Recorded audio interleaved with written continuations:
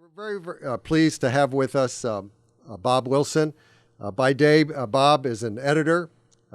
Currently, he's the editor of the American Scholar, which is the quarterly literary magazine of the Phi Beta Kappa Society. He's also been editor of Preservation and of Civilization. So you see he has a thing for rather sedate-sounding journals. And it also seems only fitting that he, at an earlier stage, earned a living reviewing books for the Washington Post and for USA Today. In recent years, Bob has begun making a name for himself as a biographer, and his first two subjects have been fascinating personalities of 19th century America. His previous book focused on Clarence King, the intriguing explorer and geologist.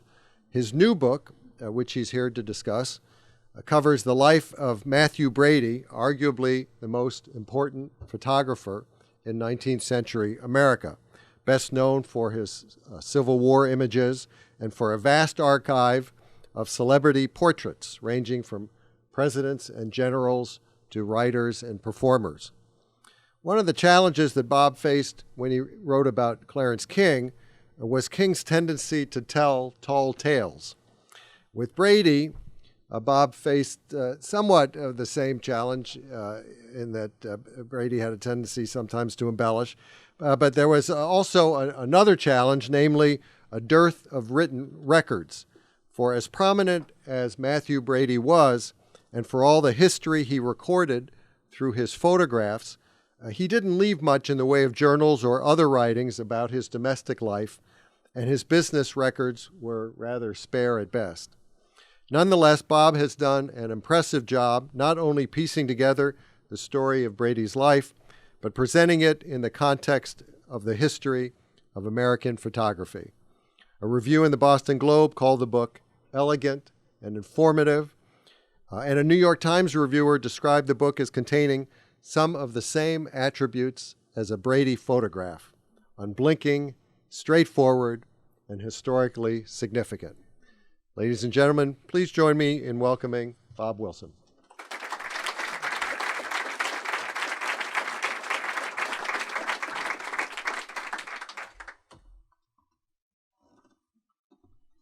He called me Flinty, too. I'm not quite sure what Flinty means, but thank you, Bradley. It's a great honor to be in this bookstore, a city of institutions. This is really one of the great ones.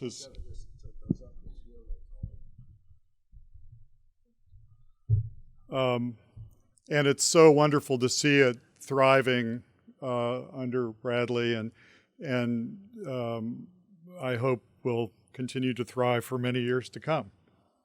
I just want to give a nod to one person in the audience, my great friend Pat Ferguson, who wrote a wonderful book about Washington during the Civil War called Freedom Rising.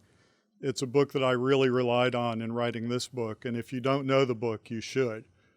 So I hope it's for sale here somewhere. It occurred to me to write about Mathew Brady about 8 years ago as I was finishing the book about Clarence King. After the Civil War, King led one of the great scientific surveys of the West, and one of the people he asked to accompany him was Timothy O'Sullivan, who was becoming one of the really important American photographers. This was the first time photography had really been used this way as part of a scientific expedition. O'Sullivan was a protege of Mathew Brady. They probably met on Staten Island, where Brady had a home in the 1850s, and while he was running his a studio he had on Lower Broadway in Manhattan, and Timothy O'Sullivan grew up there.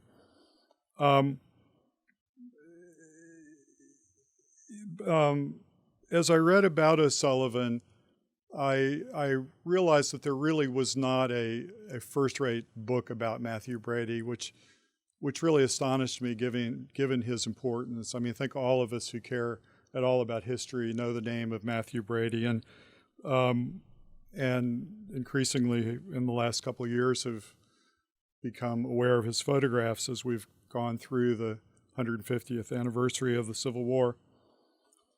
The years since I first started thinking about doing this have been a lesson really in how little I knew about Brady when I started out, and then how little I knew that was accurate even after I'd spent about a year reading about him, doing research to write the proposal for the book.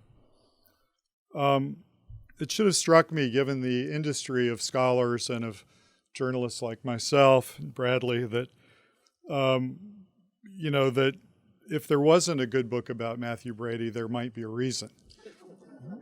And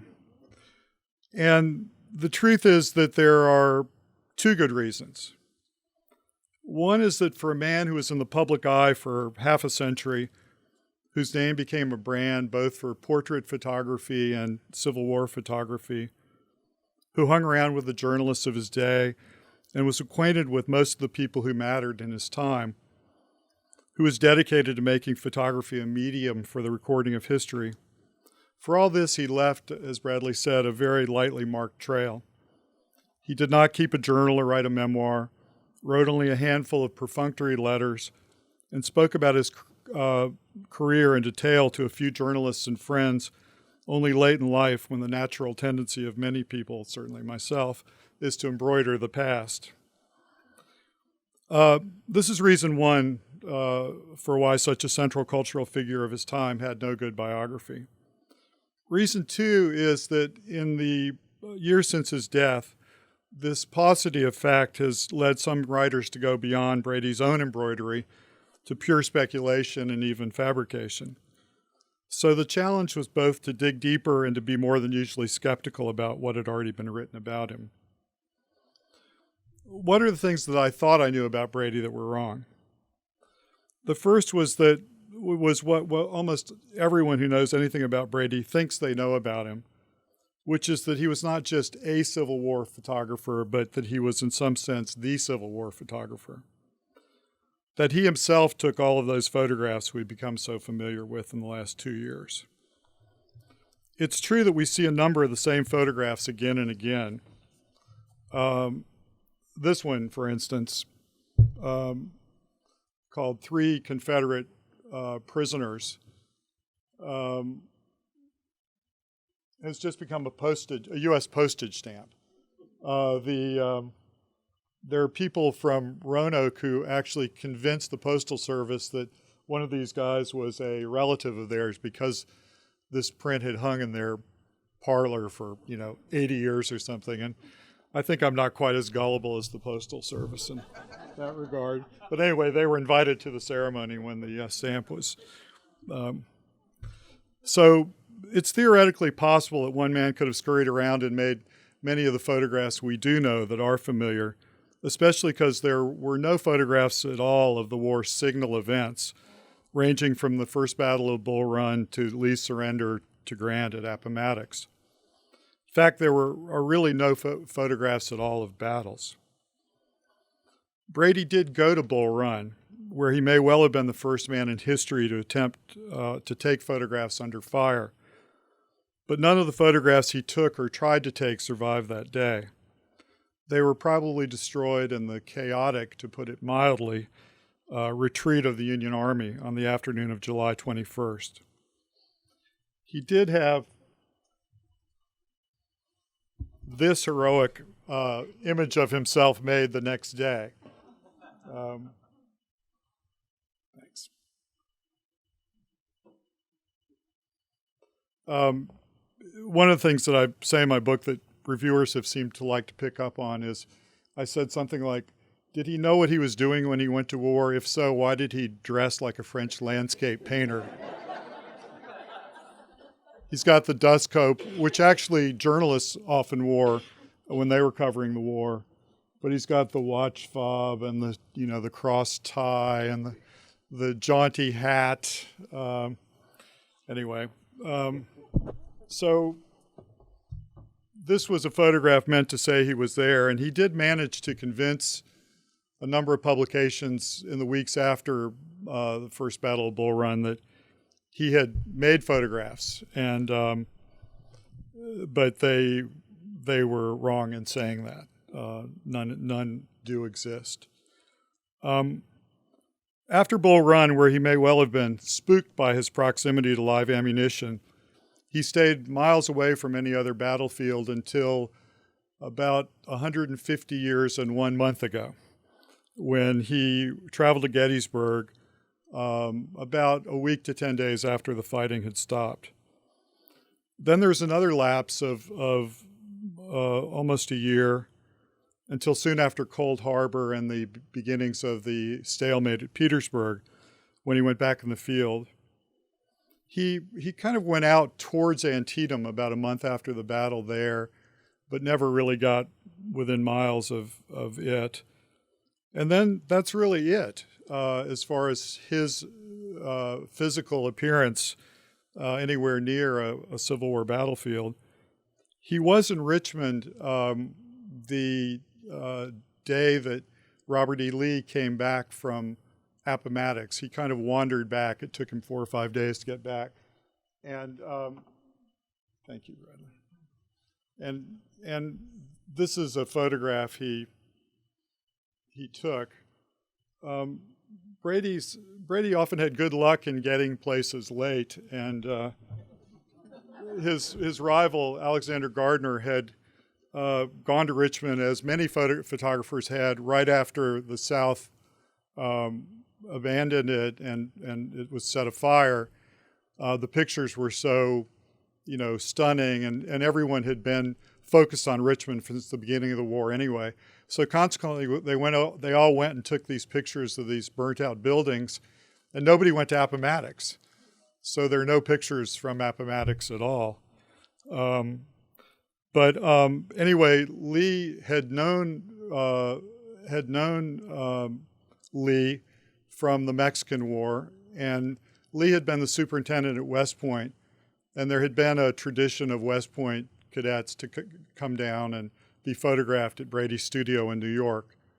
So he had a connection, and a further connection from Washington put him in touch with Mrs. Lee. And Lee, whose son said that there was nothing he liked less than having his picture taken, comes back from the war. You can imagine how weary he must have been, and how disheartened. And he agrees to be photographed the next day, bright and early, on Easter Sunday. Well, the day he agreed to do it was the day that Lincoln died. And I think there must have been some connection that he felt. I mean, he had been telling soldiers who'd been coming up to his men saying, go back to the farm, rebuild your lives, don't, rabble-rouse. And I think he felt this may have been an opportunity for him to show, with his great personal dignity, a man who I think is kind of visibly morphing into a civilian in this picture. He's not really in full uniform.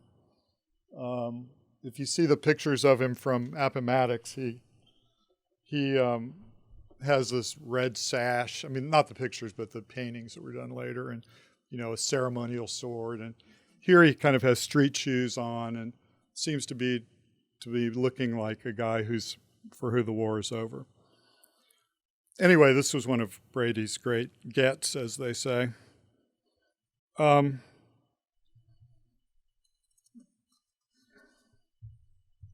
Still, as many as 10,000 Civil War photographs are attributed to Brady or his studio. How can that be? Here's where things get a bit complicated. Brady began his career as a photographer in the daguerreotype era, opening a portrait studio on Lower Broadway in 1844, only 5 years after the process had been introduced in Paris.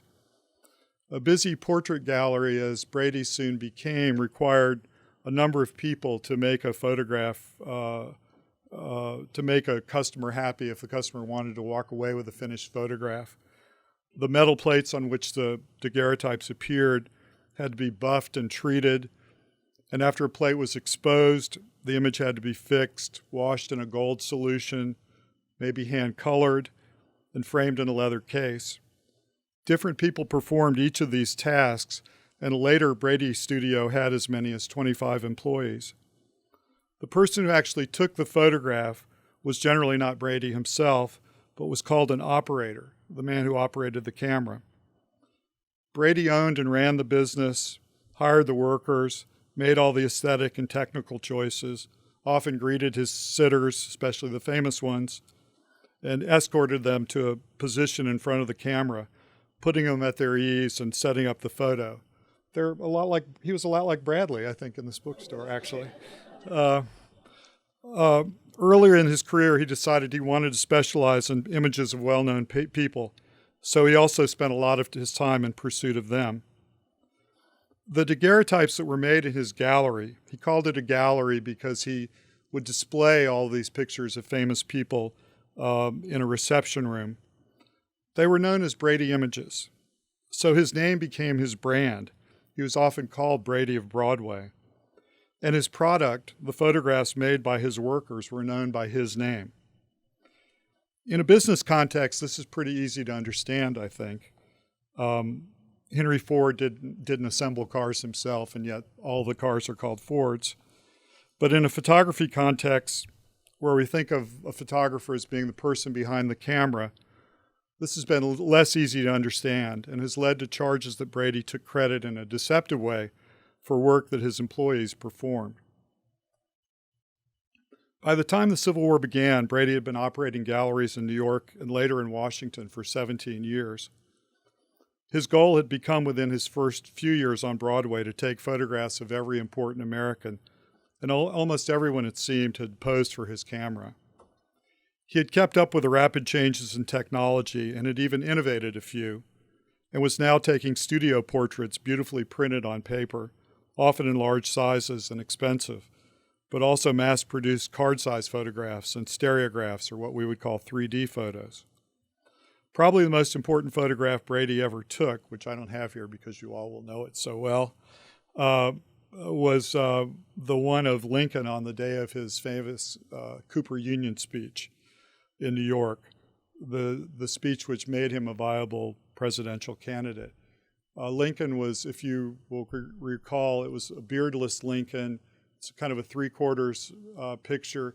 He's wearing the suit that he had brought with him on the train. It was just remarkably wrinkled, and his collar didn't quite fit, and Brady said later he kind of tugged it up to hide his long neck.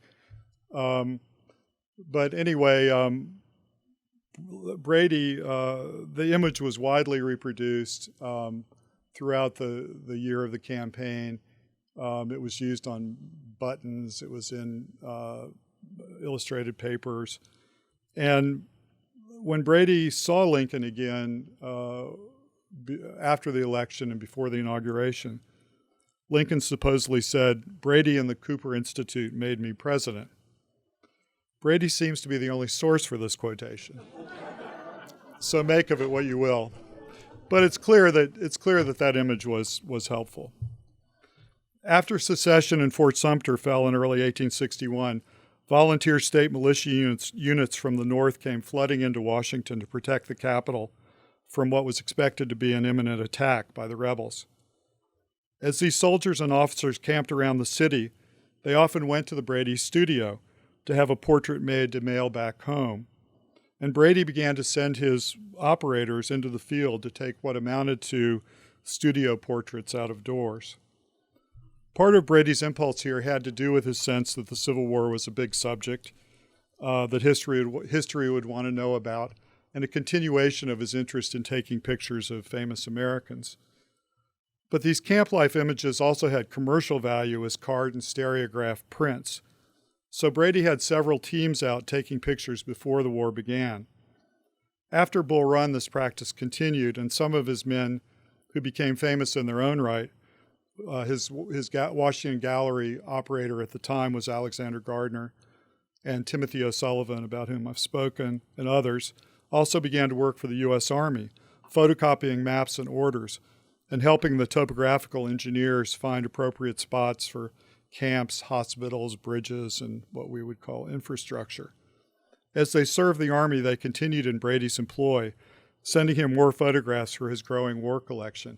And if I could just take an opportunity to pick a bone with one more review, There's a review in the Wall Street Journal that felt that there was this incredible conflict of interest, that Brady's people were working for the Army while working for him, but Brady wasn't a journalist. I mean, he's a businessman. I don't really see the source of the conflict of interest. So please don't read that review. After the rebels abandoned Manassas in the spring of 1862, Brady sent his men out to take photographs of the famous sites from the first battle there.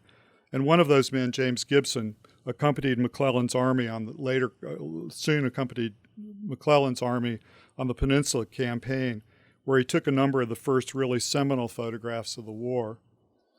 So Brady sold copies of these pictures that his men took. He also copied and added to his collection photographs that others had taken, some of which he appropriated with permission, and some of which he did not. Or he did appropriate, but without permission. Copying photos to which he had no legitimate claim is not a practice I have any wish to defend, but in fairness, it was commonly done. By any means available then, Brady accumulated images from the Civil War, and the provenance of many of them is not known and probably never will be. No doubt his competitors were often less happy about this than we are today, and there were squabbles over who owned or had taken what. But because Brady kept the collection together and even managed to sell a large part of it to the government, we have him to thank for the vastness of the photographic record of the war that has come down to us. So Brady was not the photographer of the Civil War.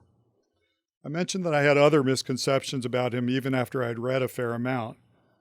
One grew out of some of the things I have been talking about and did not come from writers desperate to make a good story out of the sketchy materials of Brady's life, but from scholars and curators of photography who knew about as much as you do now, that Brady rarely operated the camera himself, that he got credit for work taken by others, and that he accumulated photographs that were in no sense his. Plus, there had been a story in a journal in the early 1850s about his eyesight being too bad for him to operate a camera. And there was Brady's suspicious entrepreneurial zeal, a little too close for comfort to that of the neighbor across Broadway he had from his first studio, P.T. Barnum. If Brady was a huckster, then he was no artist. And so there grew up in the 20th century a counter-narrative about him that he really was not a photographer at all. This is pretty silly, I think, but its effects linger to this day in vast collections whose curators are reluctant to attribute even photographs that are clearly his to him, and sometimes won't even attribute them to his studio. What I'd like to do just briefly is hint at the case I make in the book that Brady was not only a photographer, but a conscious artist, a person who did not just take pictures or oversee the taking of them, but who often had a real idea behind what he was doing. In the first decades of photography, one of the things that intrigued people about it was that it seemed like a completely mechanical art form. Daguerreotypes were often referred to as sun paintings because the images appeared not by the hand of an artist, but by the work of light passing through the mechanism of the camera. In a world increasingly under the sway of science, photography was the first objective medium of art, and the person operating the camera was not an artist, but as I've said, an operator. Brady's first connection to the world outside rural upstate New York, where he spent his childhood, was a charismatic young painter named William Page. Page was a protege of Samuel Morse, who we think of as the inventor of the telegraph, but who was in fact a well-known portrait painter himself. Morse had met Daguerre in Paris and had begun to experiment with the camera and the daguerreotype process very soon after it had been announced. Whether or not Brady learned daguerreotype from Morse, as he sometimes claimed, he was certainly at least on the fringe of artistic circles in New York soon after photography arrived in America. And one of his few letters is addressed to Samuel Morse on the subject of photography as art.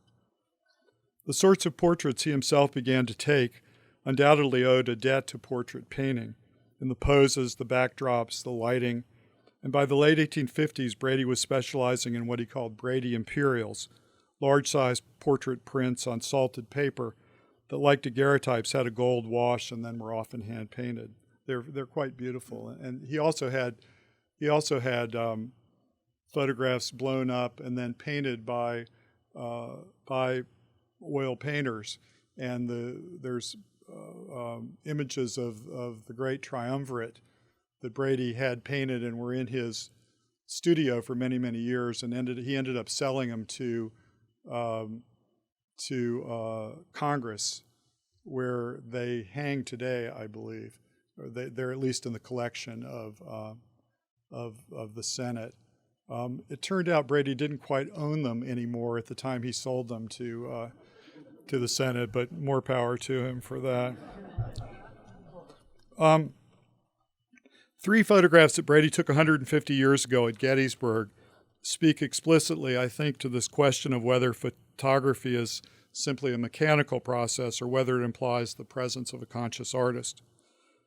Between Antietam in 1862, where Alexander Gardner, who was still working for Brady, had taken images of the dead, the famous dead of Antietam that Brady exhibited in his Broadway gallery under that name. Between Antietam and Gettysburg in July of 1863, Gardner had left Brady and set up his own studio and taken most of Brady's best photographers with him, including Timothy O'Sullivan. So Gardner was now Brady's competitive. He got to Gettysburg first, just 2 days after the battle ended. He arrived on afternoon of July 5th. Gardner took Timothy O'Sullivan and James Gibson, who had taken the great photographs on the peninsula. The 3 approached from the south on a road passing by what's famously known now as the Rose Farm, where the dead had not yet been buried. And as Gardner and Gibson had at Antietam, the 3 began taking photographs of unburied dead Confederates. The 3 men spent only about 48 hours on the battlefield, and that time taking about 60 images, 3/4 of which were of dead bodies or of other aspects of the horrors of war. Brady didn't come for about a week after that, and he and his men didn't start taking photographs until July 15th. By then, almost all the bodies had been buried, and the most visible signs of battle had been cleaned up. The battlefield was morphing back into the placid rural scene it had been only 2 weeks before. Because his men and Gardner's men had crossed paths, Brady knew that Gardner had beaten him to the story. So what was he to do? Perhaps it wasn't even a question for Brady. The 2 men had very different sensibilities. Gardner's was more journalistic, and Brady's, although he was a successful businessman with a keen sense of the commercial, was, as I've said, more artistic. Brady himself was not drawn to images of the dead or to other sorts of images that showed the price of war. If you go back to the 3 Confederate, this is a picture Brady took at Gettysburg. Here are supposedly defeated Confederate soldiers about to be sent off to prison camp and who knows what, probably nothing good. But look at how heroic they seem. I mean, Brady saw their pride and saw this quality. In fact, I have a doubt that they really were. I'm sorry it's so small. This is they used a stereograph print to make these,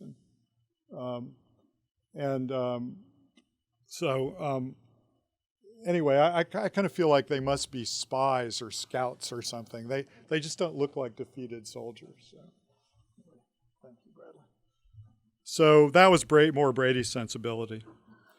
The most remarkable thing Brady did at Gettysburg was take a series of photographs in which he himself appears, images in which the viewer is literally looking over his shoulder as he contemplates a now peaceful scene where the battle had raged. I'm sorry Brady's so small in this too, but this is Brady in the jaunty cap. And this is what I'm calling the placid rural scene.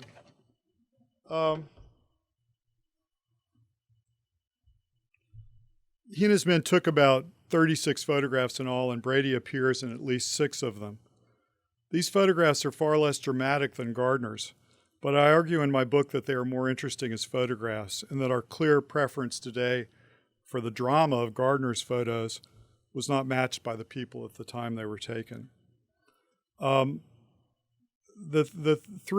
are three images that are very similar to this, and they all have to do, at least in their captions, with the death of General John F. Reynolds, who is thought by many to be the best general that the North had. He was a Pennsylvanian, and he, according to the great new book out about Gettysburg, he really helped precipitate the battle because he didn't want the Southerners sort of roaming around in the Pennsylvania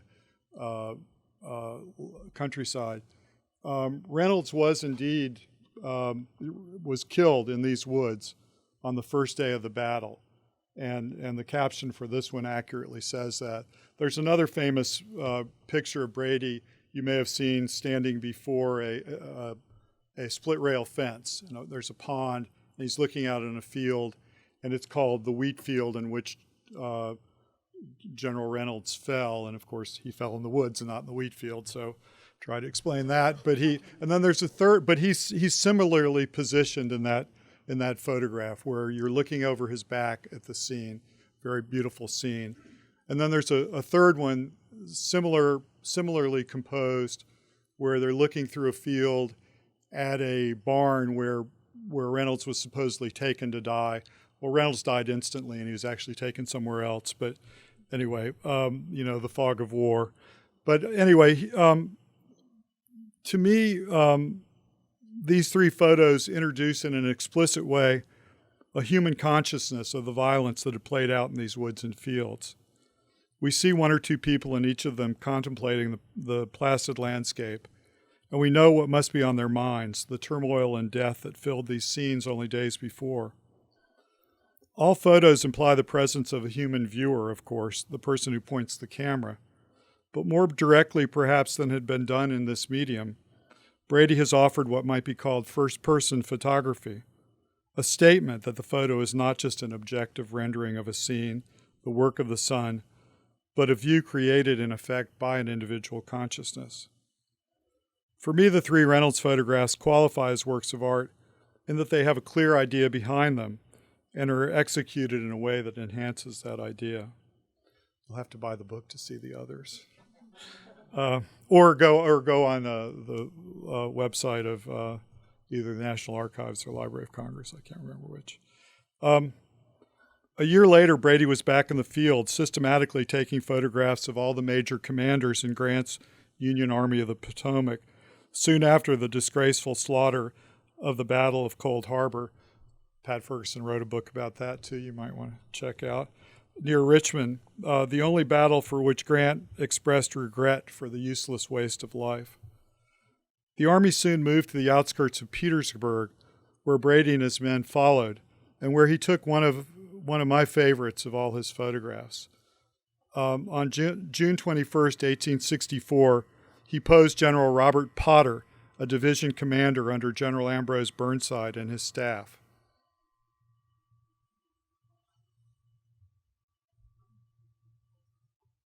That's Potter in the middle, right in the middle of the photograph. And his staff is arrayed around him.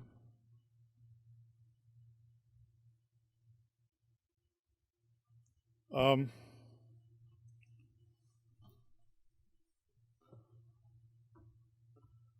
photograph is artfully composed and is very much one of Brady's studio photographs taken out of doors. Even the flap of the tent at the left side of the image suggests the draperies of the studio. Potter's men are arranged around him roughly by height, each of them wearing a hat and turned toward the boss, while Potter is hatless and staring directly into the lens in the exact middle of the composition. If Brady had stopped there, it would be a very satisfying photograph. But now that he had started putting himself in photographs, he couldn't stop. This time we see his face. See Brady off to the right, leaning up against the tree.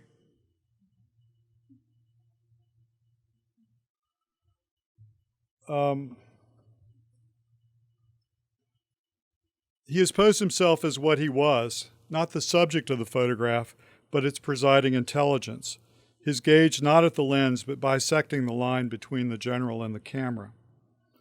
One of his operators very likely stood beside the camera and drew out a wooden panel covering the glass negative, permitting the exposure. But an intriguing possibility exists that Brady is operating the camera himself. In his right hand, he holds something. I don't know if this is so small, but if you can see, there's a little something running down from his hand. And then there seems to be something kind of running back towards the camera. His foot's moving. He's probably tapping his toe. Could that be a device and is that a wire or a tube running down his right leg, connecting to the camera, moving a lens cover or primitive sort of shutter? Probably not, according to experts on cameras of the time. But even if Brady holds only a switch he has broken off a tree, who can view this image without knowing that its author was not the sun, but a person, the well-tailored artist standing confidently to the right of the frame, hand on hip, leg jauntily cocked? The last image I want to show you was also taken after Cold Harbor in 1864. It is similar to the Potter photograph in that a Union general and his staff is the subject.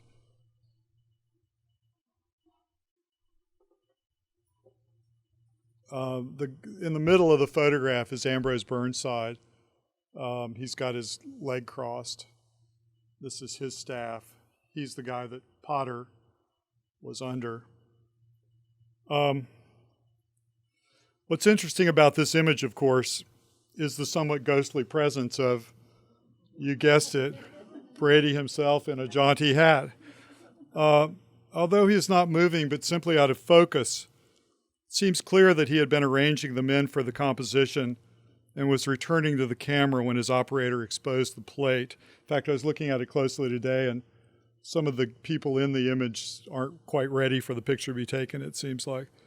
In a way, it's funny, of course, a screw-up, but it does speak to Brady's role in a photograph by Brady when he was present. And for me, it is something else, this image of Mathew Brady both there and not there, because even after the years I've spent with him, he remains for me a ghostly presence, an important figure of his time, but someone we will never know in whole. Thank you.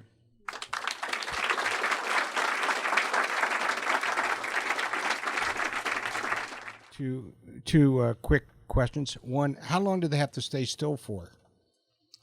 Well, it depended a lot on the light that was available, the kind of atmosphere.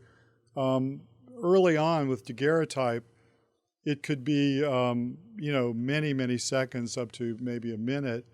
There's a beautiful, beautiful photograph of Henry James as a little boy with his father. Very, very touching. His father sitting in a chair, and young Henry is has his arm on his shoulder, but at least is touching him.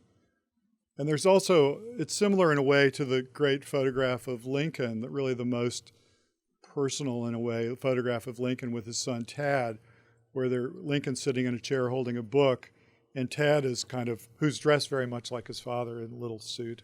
But Tad is kind of touching his father too. Well, that was done partly because they had to steady themselves because the exposure time was so long.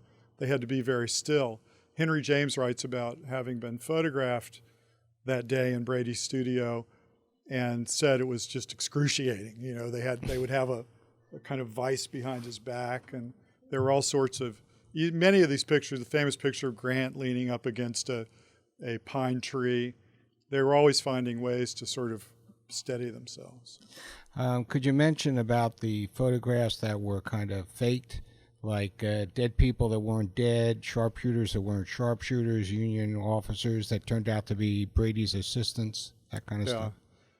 Well, they're really, according to William Frassanito, who's the great expert on Civil War photography, and especially of photography at Gettysburg, there was really only one photograph where a body was moved, and that's the famous death of a rebel sharpshooter. The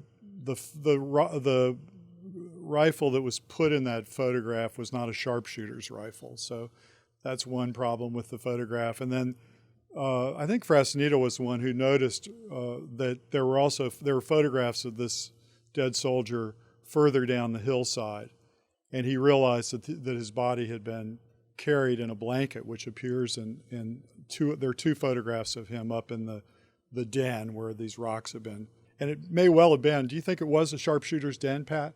The way it was set up? I mean, there are small rocks piled up between big boulders. Yeah. But anyway, that, according to Frasnito, is the one example of a body being moved. Now, Brady at Gettysburg did have one of his men kind of lie down in a field, but he had his legs drawn up and his arms kind of stagily out, and when the caption was something about a dead soldier at Gettysburg, which was, shameful and wrong. It didn't seem, it was so unpersuasive. And then a lot of photographers who went to Gettysburg in the weeks after the battle staged pictures of living people as dead soldiers. But there are very few times when the dead were photographed during the Civil War. You feel like it happened every battle, but I think Frasnito counts 7 times. I mean, there are many images sometimes of Fort Mahone in Petersburg, and you see the dead Confederate soldiers in the trenches. They don't have shoes. They're, it's the end of the war. They have nothing. But it was rarer than you think. Yes. You mentioned that he was in business 17 years before the Civil War. Mm-hmm.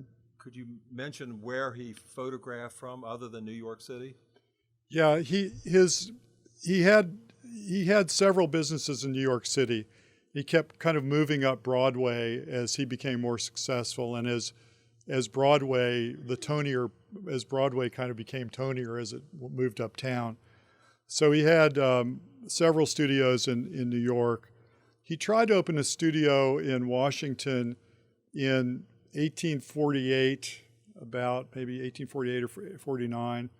It was at 2.5 Street off of Pennsylvania Avenue, and it didn't last very long. He had a dispute with the landlord, and there was so much competition. But interestingly, right sort of where the museum is now, right in there, was kind of a photographer's row even then. Then Brady came back and opened a studio in 1858 between 6th and 7th Street. The building is still there. It's one of the few buildings on Pennsylvania Avenue that is still around. He had the upper 3 floors of the building. And interestingly enough, when he left it in, I think, 1881 or so, those floors were empty for 100 years. Shows you how vibrant Lower Pennsylvania Avenue was in that time, until the Pennsylvania Avenue Development Corporation came. One last question. Could you talk to us about collodion wet plate negatives? Oh, wow. This is the question I was really hoping not to be asked. No, I mean, one of the things that's interesting about it is the reading about them taking pictures at Antietam and how hard it was to do.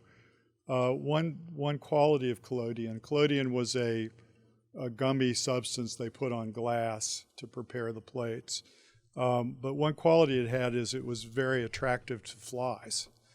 So when these guys when I guess Gibson was developing these images at Antietam and was under some sort of a tent off the back of a wagon, not only was it hot and he had to worry about sweating onto the plates, but they had flies everywhere.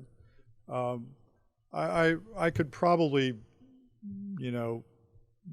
jabber on a little bit about collodion, but I'm not a great expert on the technical aspect of that. Thank you. Hi. Hi. Thanks. Yeah, I'm just wondering what it says about Brady that Reynolds was able to take away his so many of his operators, as you say, or Gardner, actual photographers. Yeah. No, I'm sorry, not Reynolds. Gardner was able to take away so many people. No, it's very interesting. I mean, And I have a follow-up. Okay. To that, so I'll try to be brief. Gardner ran the Washington studio, and the people who were covering the Civil War were working out of there. And so he was the guy they were working with, and he was a photographer himself in a more in more of the sense that we think of one today than Brady was. Brady would kind of drop in and out from New York. Gardner was also a sort of a socialist from Scotland, and I think his feeling that he was probably more willing after when he started his studio to give more credit to the other photographers. There didn't seem to be any real animosity between them after this happened. There probably wasn't a lot of love lost. I mean, it's interesting because the story always goes that Brady didn't give credit to his photographers, so they all went off with Gardner. Gardner, in his sketchbook of the Civil War, used many photographs that were Brady's by the fact that he owned the studio and was done. He gave no credit whatsoever to Brady. He was very careful to give credit to Gibson and Gardner and his brother and all these people. And so I feel like it's significant that Gardner went out of his way not to do that because it didn't seem characteristic of him. So there's probably some bad feeling, but I think a lot has been made of that that's probably not true. But anyway, they did go. All right, okay. I'm sorry. My follow-up is me being an opportunist. The opportunist, you're here. It's a question about Clarence King. Okay. And the story that I'm vaguely familiar with of the secret life of Clarence King and his secret life in Brooklyn or whatever. Yeah. Is this and I think a book more Absolutely. recently than yours? Yes. And it just hurt me. Is it true? Do you have comments on it? Well, there's a book called Passing Strange, and it's funny because when I was working on Clarence King, I got a message from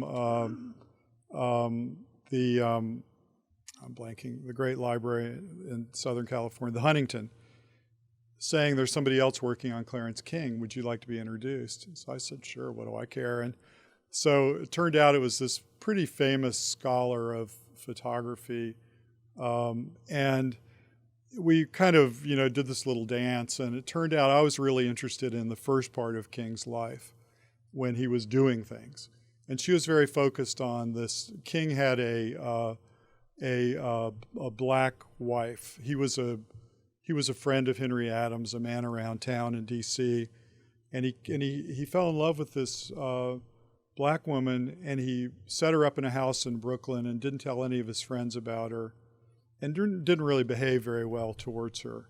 I was sort of not as interested in that part of his life. I was more interested, and she was more interested in the other. So they kind of fit together in a way, the two books. There's no doubt that he had this wife. He didn't treat her very well. He didn't really provide for her and her children. They had children. John Hay and his heirs gave them money for some years after King died, and she later sued to say that there had been a big chunk of money that they never gave her, but being a black woman in New York at the time, she didn't really make a lot of headway with that. So. A couple of things and then a question. Somebody asked about how long it takes to take pictures. If you hold up that Robert E. Lee picture, you'll actually notice between his legs there's a stand. Right. And he had to lean against that in order to be in place for the 2 to 3 minutes. If you want to put that up again, you can see between his legs there's a black thing right. It doesn't look like it's part of the door because it's not. The studio on 7th Street, the Civil War Photographers Group, mentioned that they toured the studio, and the studio has that 45-degree angle window in order to get the light in. And then the Women's Black Association, whatever. Yeah. The National Association of Negro Women. They said, the rooms were abandoned for a while, and then we took over. And just the other year, we went up to the roof and we found all these drying racks, these wooden drying racks where Mathew Brady had dried his plates. How long ago did they tell you that? That was like 10, 15 years ago, and they threw them out. Yeah. Because, they had no idea what they were. He's also buried at Congressional Cemetery. Question though, when he went on the field, you said he had 25 people in the studio. How many did he bring with him on tour, I guess? Well, it seems like he probably had a couple of people with him when he went to. At one point he says he had 2 wagons, so he may have had 2 or 3 people. There's some. Timothy O'Sullivan later seems to imply that he was there and said we would have taken pictures, but a shell hit our equipment. But generally they seem to go out in pairs. And one guy would be the kind of lead guy, and the other guy would do the developing and handle the equipment, and then they would switch sometimes. I went to see I went up to see the rooms where Brady's studio had been for all those years, and there was no evidence whatsoever except that window in the back. But I compare the window to, George Washington's axe, where somebody replaced the handle and somebody replaced the head, but it's still George Washington's. So that's still Mathew Brady's window. And you can see it if you go up kind of one street above. I can't remember the cross street now, but you can definitely see it there. The woman who took me around said that they had found all this stuff, and I said, well, where is it? Well, we don't know, and I don't know. I'm not sure I believe it, but it's a nice story anyway. I was wondering about the popularity of Civil War photography at the time and then in the years afterward or so. Well, one aspect of this that kind of interests me a lot is a question of what kind of impact these photographs of the dead had. Because when Brady had this show in New York, the New York Times wrote a very moving story about how if Brady has not put the dead on our doorsteps, he's done something very like it. There doesn't seem to be a lot of there doesn't seem to be a lot of evidence that they sold very well. I mean, apparently there aren't. I mean, I'm not a collector, and but apparently there are not a lot of those images around on cards and things like that. And there were never any other famous shows, and even the Antietam photographs, I just assume that they must have been shown in the Washington Gallery. I mean, Gardner took them. It was Gardner running the gallery. There's nothing in any of the papers about them. They just didn't make the kind of impact. Apparently the picture of Robert Anderson, the man who had been at Fort Sumter, sold thousands and thousands of images. The war came just as the sort of carte de visite craze happened, where people were keeping cards of, say, card-sized images of members of their family, but then they would sell them these big books, and there were all these empty spaces, so then they wanted to start collecting images of generals and people like that. So those sold very well too. The business in taking photographs of soldiers was a robust one. They would take these tintypes, were very cheap to make and very durable. And there was one report that there were up to 300 photographers following the Army of the Potomac at various times, taking these pictures of soldiers, and that there would be these mail bags full of tintypes, that these young men would have their pictures taken and send them home, and then 2 weeks later they'd spend another $1 and show how their beard had grown, and so there was a good business in that. If that's responsive to your question or not, but thanks. Okay, we seem to have one more person. Oh, no, the pressure is on. Yeah. Bob, you mentioned how little information was available about Brady on the outset, and also what was there wasn't necessarily accurate or reliable. Can you talk a little bit about your reporting and research process on this, and kind of how you worked around some of those issues? This is sort of just like tell you about my life for the last 7 years, basically. It's interesting to me. I mean, I'm not a trained historian, but I feel that what was interesting to me was to get at a point when I knew the material well enough and felt like I knew Brady well enough that I could, make decisions. As a magazine editor, we have pieces fact-checked in our for our magazine, and the number of times that there are a lot of different facts, that are conflicting. We have to, kind of decide what's going to be the fact here. And I feel like history is full of those sorts of decisions. And so, it's a process of certainly, comparing accounts, getting all the hard facts I could, but then oftentimes it was a matter of instinct, one of my friends who read the book said, you always went for the simplest explanation, which is a good way to go. But that was the challenge, really. So have a read and see how I did.